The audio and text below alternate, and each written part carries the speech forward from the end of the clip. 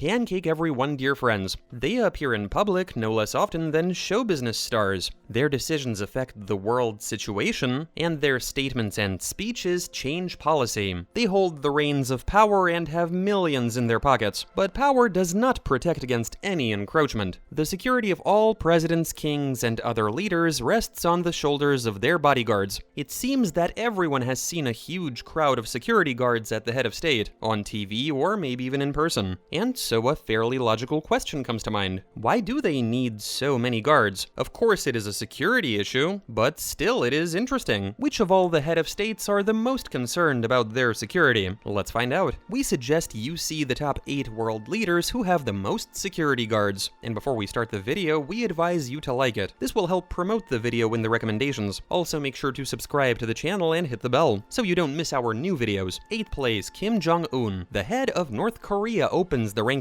He moves around in a limousine surrounded by 12 guards. In total, the number of bodyguards of the head of the DPRK is 15,000. During his visit to South Korea, he drove around in a limousine that was constantly surrounded by 12 bodyguards. The trim men in classic suits walked close to the car. The total number of members of Kim Jong-un's security service is 15,000 bodyguards. The security service of North Korean leader Kim Jong-un is considered one of the most numerous in the world, and well-trained. This is not surprising, since in his home country he has been called the new star, the great successor, the brilliant comrade, and the genius among geniuses. He is now the only one capable of leading the DPRK toward prosperity and a bright future, and his guards must fit that status. 7th place, Recep Tayyip Erdogan. Second in the ranking is Turkish President Erdogan. He's a fan of riding in bulletproof buses. There are guards everywhere, around, inside, and even on the roof. The Turkish president, unlike the North Korean leader, prefers to travel not in limousines, but in bulletproof buses. There are armed guards not only around the vehicle, but also inside it, and even on the bus's roof. Now you have to agree that when a president's guards beat up ordinary citizens or attack another president's guards, that's definitely an out-of-the-ordinary event. Turkish President Erdogan's security guards have been caught up in various unpleasant stories more than once. Probably the biggest story happened when Erdogan's guards got into a scuffle with Barack Obama's security guards when he was still president of the United States. Erdogan had come to the States to attend the funeral of the legendary boxer Muhammad Ali. He then decided to drive to Kentucky where the boxer was born, and as he was pulling out of his hotel, an American officer ran up to the car to record the protocol. The Turkish colleagues misunderstood the situation and a conflict occurred. They started to push him away, and only thanks to his colleagues the situation did not get out of hand. 6th place, Charles III. The newly elected King Charles III is third on this list. Even without power as such, the king is still guarded just as well as other high-ranking politicians. For example, when the king wants to go somewhere, he is guarded by a cavalcade of motorcyclists and limousines. The King of Britain, in spite of his high status, has almost no real power, and yet this does not prevent him from ranking among the world's most well-guarded leaders. When Charles is inside Buckingham Palace, every guard in the building is considered the king's personal bodyguard, but as soon as he leaves the place, a cavalcade of motorcyclists and limousines with strong men appear.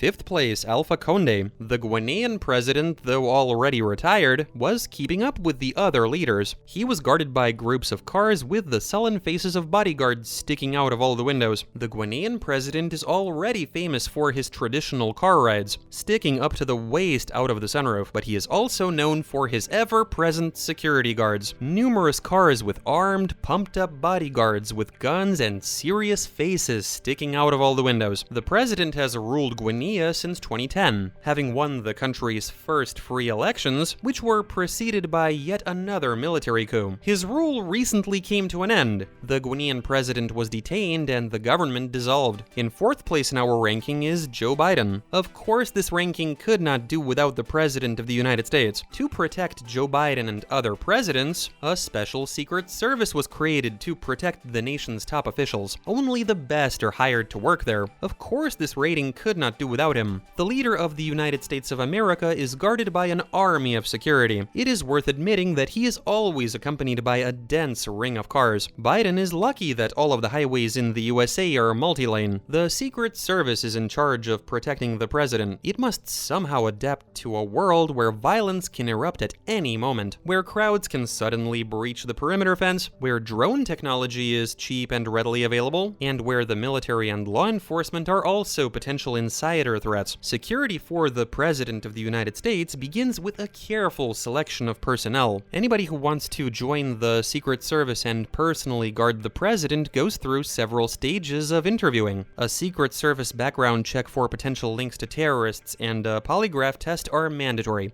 Vladimir Putin opens the top 3 in terms of the number of security guards. The president of Russia also has his own security service, the FSO, the Federal Guard Service, tasked with guarding the first ministers as well as the president himself. More than 50,000 people are involved in presidential security, which is a very large number. In the matter of taking care of his own security, the Russian leader has overtaken America's president. Almost every step of the president is controlled by security guards. He's surrounded by bodyguards from the ranks of the Special Forces, the total number of which reaches 50,000 people. The Federal Guard Service, or FSO, is responsible for guarding the Russian president. As a general rule, the activities of the security service are wrapped in a kind of secrecy. Also, most of us assume that the lives of Putin's security guards are filled with events, shootings, and espionage, but in reality, the situation is much more prosaic. Specially trained people are responsible for the security of not only the president of the country, but also the prime minister, ministers, the director of the FSB, etc. If the help of the FSO is necessary to protect the heads of other regions, the agents are put at their disposal only by special order of the president himself. Second place, Xi Jinping. The Chinese leader is guarded by more than 80,000 men. Each of them is rumored to have 3 pistols, 2 knives, and a bag of powder, probably cyanide. The president is also guarded by a special service, the Bureau. The chairman of the Communist Party of China is guarded by guys